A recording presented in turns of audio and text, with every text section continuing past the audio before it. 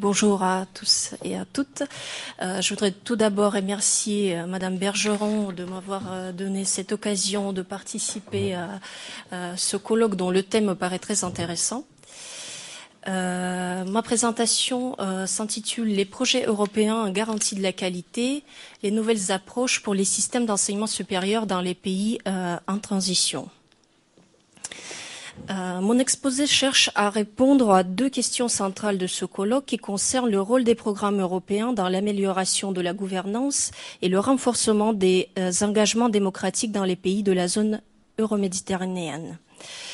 Je prendrai comme exemple trois projets européens qui ont été conduits par le centre que je représente ici, qui est le Centre international d'études pédagogiques à Sèvres, qui ont eu lieu en Arménie, en Géorgie et en Syrie.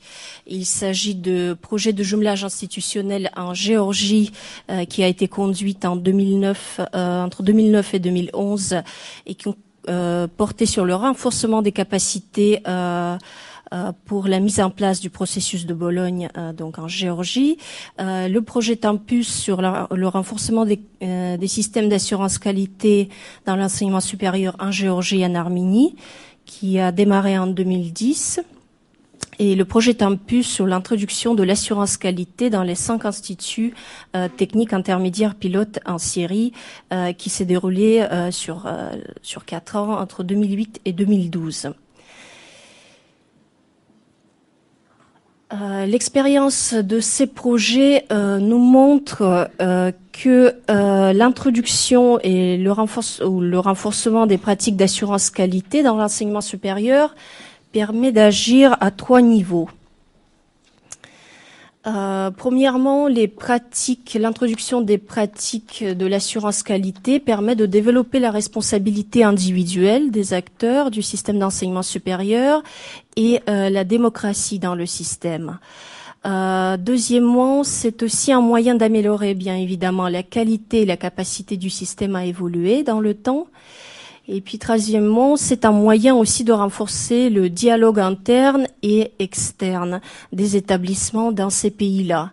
Il me semble que effectivement tous ces éléments sont très pertinents pour les pays dont les systèmes d'enseignement supérieur ont été organisés dans le cadre d'une forte centralisation.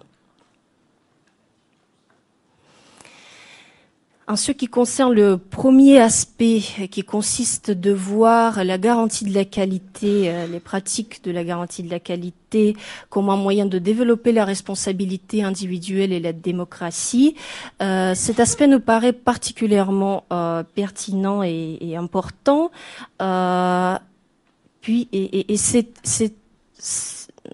C'est effectivement à ce niveau-là qu'on commence à rencontrer les premières difficultés dans le cadre de la mise en œuvre des projets européens. Merci.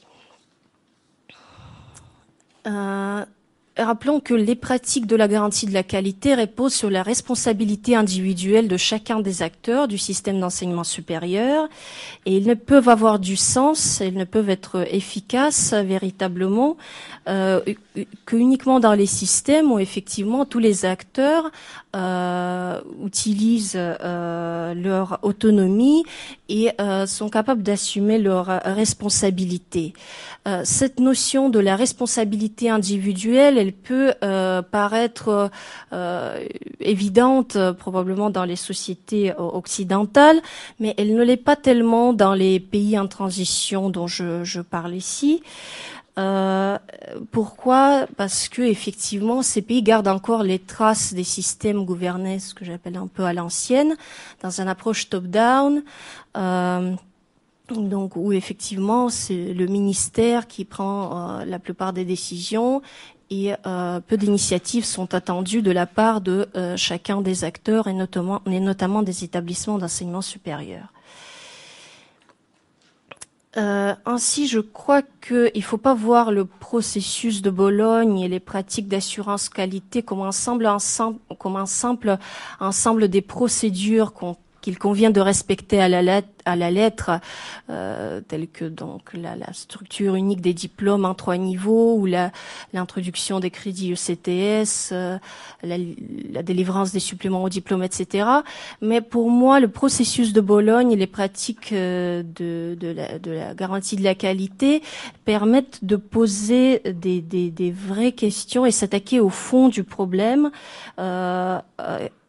Il pose des vraies questions, notamment concernant le changement du schéma global du fonctionnement du système. Ils impliquent le passage du système, comme je disais tout à l'heure, top-down, gouverné par le haut, vers un système basé sur l'autonomie et la responsabilité de chacun des acteurs.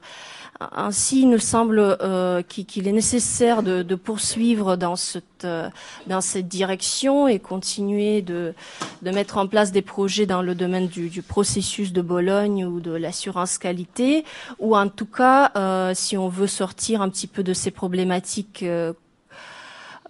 qui commencent à assez bien représentées dans les pays en question. Si on veut sortir de ces thématiques, essayer de garder cette approche qui vise effectivement de réformer le fond du système. Ce schéma représente les 3 principaux acteurs du système d'enseignement supérieur et montre les différents positionnements de chacun. On voit d'un côté le ministère qui définit les politiques nationales et qui assure la protection des droits de chacun des citoyens. De l'autre côté, les établissements d'enseignement supérieur qui sont autonomes et qui rendent les comptes sur les résultats de leur travail au ministère. Et de l'autre côté, on a les agences d'évaluation qui sont eux aussi indépendants du ministère et qui évaluent la qualité des services rendus par les établissements. Les agences rendent compte de leur évaluation objective et indépendante au ministère. Pour parler d'un exemple concret, je pourrais citer le projet de jumelage institutionnel qu'on avait conduit en Géorgie en 2009-2011 et dont le chef de projet est d'ailleurs ici présent lui-même, pourrait en parler peut-être ou compléter s'il le souhaite. Mais on avait montré ce schéma qui peut vous encore une fois paraître assez évidente au vice-ministre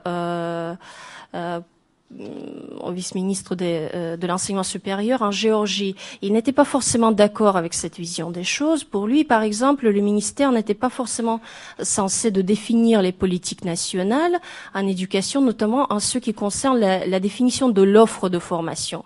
D'après lui, c'est le marché, avant tout, qui devait s'en charger. Il était assez fier d'un nouveau principe de financement qui venait tout juste d'être introduit dans ce pays, qui s'intitulait en anglais Money Follows Student, donc l'argent suit les étudiants, ce qui impliquait que les financements des universités dépendaient surtout des choix que faisaient les étudiants.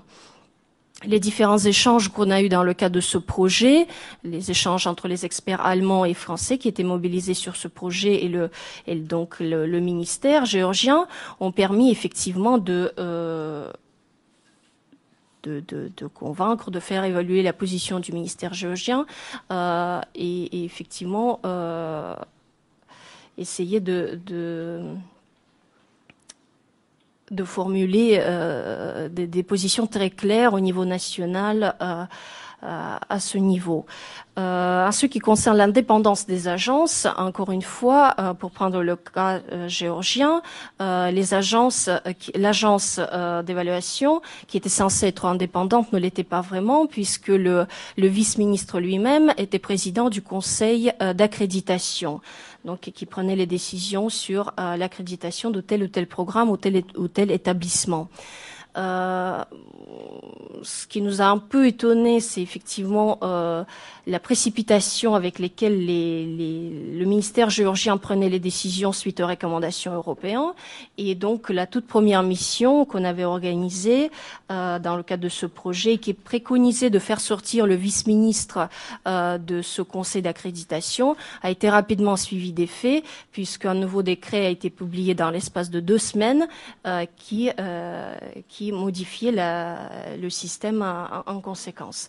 Je ne vais pas rentrer beaucoup plus en détail, mais pour résumer, donc je pense que l'assurance qualité permet de bien définir le rôle de chacun des acteurs et organiser les relations entre les différents acteurs du système dans le cadre d'une nouvelle organisation dans lequel le ministère n'est plus la seule institution donneur d'ordre, mais c'est un vrai partenaire à part entière qui doit dorénavant utiliser d'autres mécanismes de régulation du système.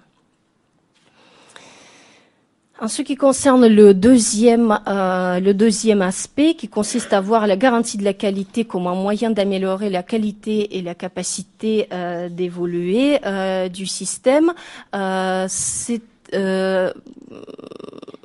niveau, je crois que la garantie de la qualité n'apporte pas toutes les solutions, puisqu'on sait que les problèmes sont nombreux, tels que les faibles salaires des enseignants, mauvaises conditions de travail, manque de formation continue, etc., de manuels scolaires, de matériel informatique, etc.